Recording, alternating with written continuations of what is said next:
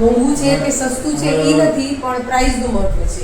સાચી વાત. પાઠશાળામાં જાય ને તો એ લોકોને પ્રાઇઝ આપે એટલે કઈ બી તો એ શું આવે એ લોકોને એપ્રિશિએટ થાય, એ લોકોને પ્રેરણા કે હવે બીજી વાર બી અમે કરીએ.